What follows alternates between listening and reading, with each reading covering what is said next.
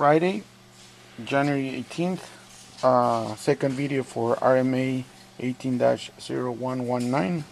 And after talking to you, Dave, what we've done is we've changed the value of C32 now from the 2.2 to the requested 6.8. Keeping in mind that this is all before the phase loss is detected, and we're actually looking at everything that happens after this circuit has triggered a phase loss detection. As I pointed out over the phone, here is where our test box brings in the three phases right here, and here we have a switch called phase loss, and every time that we toggle that switch we lose a phase, and we basically induce a phase loss, and we can take our measurements.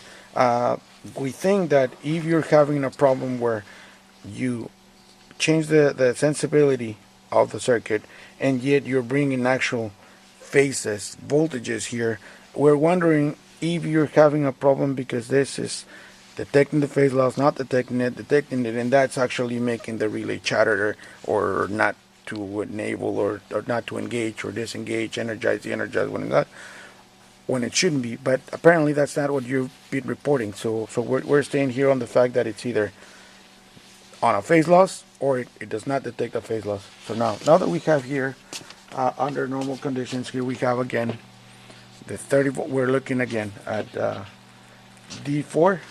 This is where did my D4 go?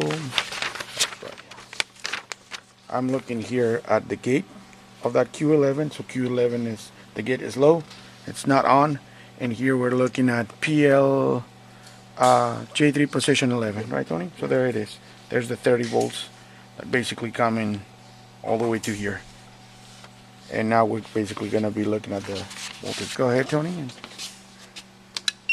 Alright, we have the red LED, the inhibit LED saying I can't fire anymore. We have the 17 volts across the coil, and one thing important to notice, the 17 volts are across the coil.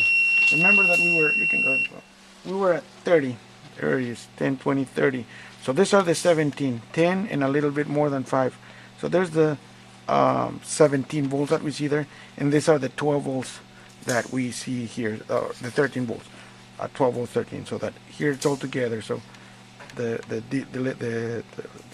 meter, it's giving us this part of it, and the oscilloscope is giving us this.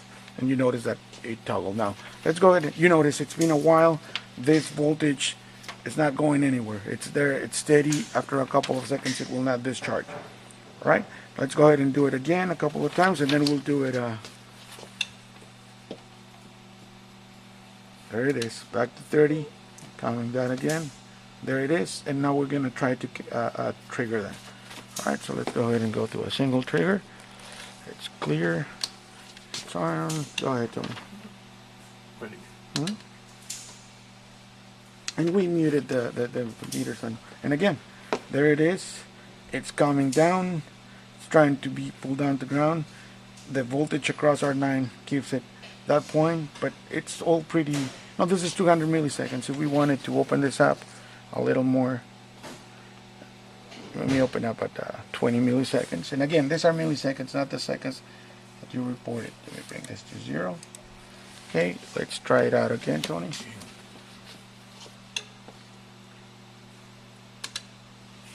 There it is, and you see this, but it's actually the bouncing on that voltage, pulling down and then eventually going up for the voltage across that RMA, and there is a capacitor charging it there too.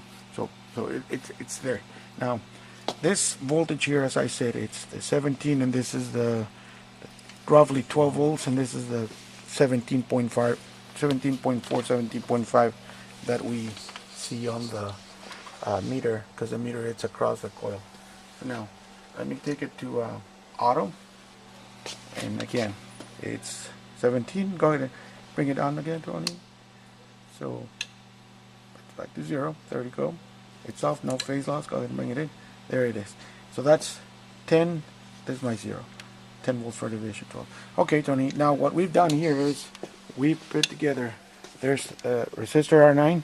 We have another 300 ohm resistor. We're going to put it in parallel for an effective 150. And what we should see now is, go ahead, Tony. Now we have that voltage to less than 9. The voltage across the coil now it's 22. And now the voltage, in order to get to the 30, there should be approximately 8 volts. And that's, you can see that's below the 10 volt mark.